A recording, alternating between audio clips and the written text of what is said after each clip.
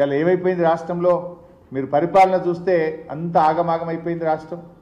ఎక్కడ చూసినా ఇవాళ రాష్ట్రంలో విషజ్వరాలు, రాష్ట్రంలో ప్రజలు విషజ్వరాలతో ప్రాణాలు విడుస్తూ ఉన్నారు.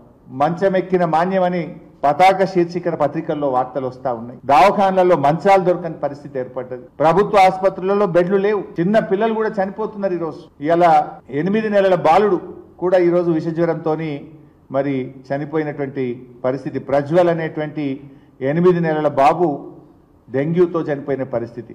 ఆసిఫాబాద్ జిల్లా గండిపేట గ్రామంలో 32 ఏళ్ల కాశీనాథ్, 18 ఏళ్ల పూజ అనే అమ్మాయి కూడా విషజ్వరాలతో చనిపోయింది.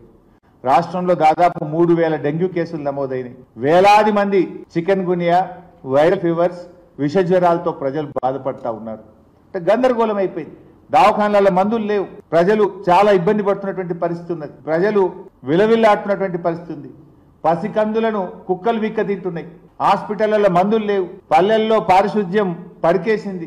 8 నెలల్లో అంతా ఎటమటం అయిపోయింది. గురుకులాల్లో మా అక్క చెప్తుంది ఎలుకలు కొరుకుతున్నాయి పిల్లలు. గురుకులాల్లో విషాహారం తిని ప్రతిరోజు పేపర్లో చూడండి 30 మందికి మరి ఆసుపత్రుల పాలైంది, 20 మంది ఆసుపత్రుల పాలైంది. ఇక్కడ విషాహారం తిన్నారు, ఎలుకలు పడ్డాయి, బల్లులు పడ్డాయి, పిల్లలకు బయలు వాంతులు పెట్టినాయి. ఏదో ఒక గురుకుల పాఠశాల, ఎస్సీ గురుకులమో, మైనార్టీ గురుకులమో, బీసీ గురుకులమో నిత్య కృత్యం అయిపోయింది రాష్ట్రంలో. ఆనాడు మా ప్రభుత్వం ఉన్నప్పుడు ఎప్పుడన్నా 6 నెలలకో ఏడాదికో ఒక్క చోట జరిగితే వీళ్ళు రాద్ధాంతం చేద్దురు.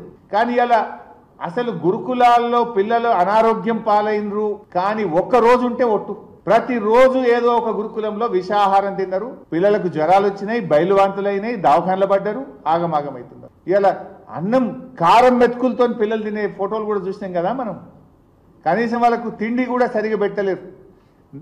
కారం వేసుకొని నూనె వేసుకొని అన్నం మెతుకులు పిల్లల్ని తినేటువంటి పరిస్థితి ఈరోజు ఈ ప్రభుత్వం తీసుకొచ్చింది. అంటే పాలన పడకేసింది. మీరు ఎంతసేపు మార్కులు, స్కోరింగులు, బ్రేకింగులు, గోబల్స్ ప్రచారము, దుష్ప్రచారాల మీద దృష్టి పెట్టింది తప్ప మీరు ఈ పబ్లిసిటీ స్టంట్స్, నేను ఇకనైనా దిగండి, పబ్లిసిటీ స్టంట్స్ మానండి, గవర్నెన్స్ మీద దృష్టి పెట్టండి అని నేను ప్రభుత్వాన్ని కోరుతా ఉన్నాను. ఎందుకంటే మీరు నిజంగా గవర్నెన్స్ మీద దృష్టి పెడితే ప్రతిరోజు సంక్షేమ హాస్టళ్లలో పిల్లలు ఆసుపత్రుల్లో పాల్గారు కదా. రాష్ట్రంలో మలేరియా, డెంగ్యూ, వైరల్ ఫీవర్స్ ఇంతగా ప్రబలై కదా. జ్వరం సర్వే అని పెట్టిండ్రు, అది తూతూ మంత్రం నడిచింది. జ్వరం సర్వే అంతా తూతూ మంత్రంగానే నడిచింది తప్ప ఎక్కడైతలేదు.